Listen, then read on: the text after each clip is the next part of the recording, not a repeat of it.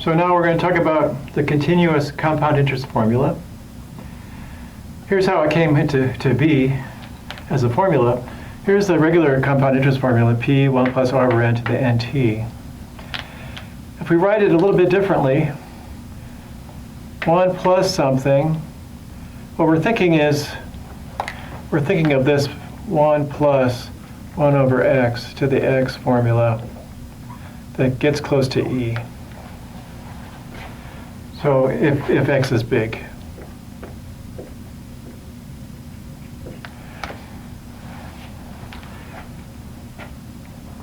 So what we do is, if this is 1 over x, then that's x. I want to keep the exponent the same as it was. So n over r is 1 over r over n, or 1 over r over n, if that's by x, that's 1 over x.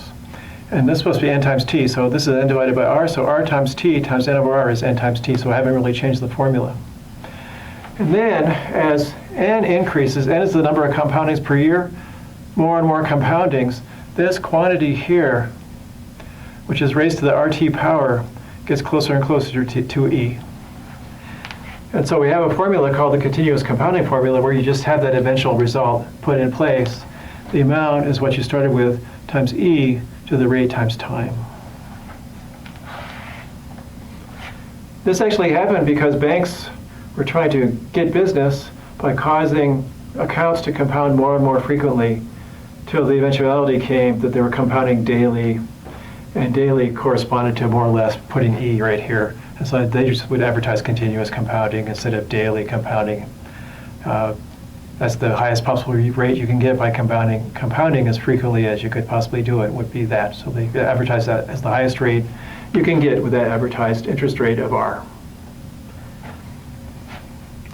All right, so let's see how it works. We'll see how much money will it be after 3 years if $50 is deposited at 6% compounded continuously. The amount is the initial amount, which was 50. Now just E. The rate is 6%, 0.06 times T, and T was 3. So that's 50 e to the 0.18. And we stick that in the calculator, and 59.86.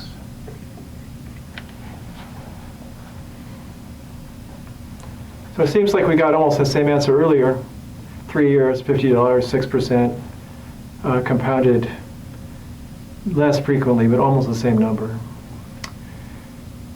Number 2, how much would you need to end up with $1850 in 40 years at 2.5% compounded continuously? So we would have $1850 as our target.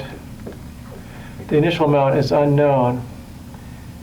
How many years? Well, the rate is 0.025, that's 2.5%, times 40, like that. So that's P e to the 1.08, like that. All right. So P is 1850 over e to the 1.08. And that's about 1850. E to the 1.08 is 2.9446 approximately, and that comes out to 628.25. So if you started with 628.25, you're willing to wait 40 years at 2.5%, you could have $1,850. Not bad. Number 3 says, how long would it take $100 to double at 7% compounded continuously? So that would say you're starting with 100, but you want to finish with 200. E to the R 7%, 0.07 T. Now we're trying to solve for T. We'll divide by 100. 2 is E to the 0.07 T. And then log of 2 is 0.07 T. So T would be log of 2 divided by 0.07, like that.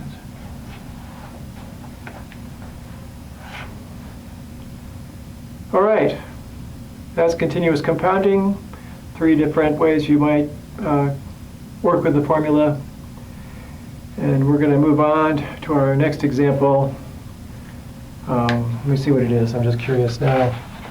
Oh, exponential growth and decay. So it'll be using the same kind of formula.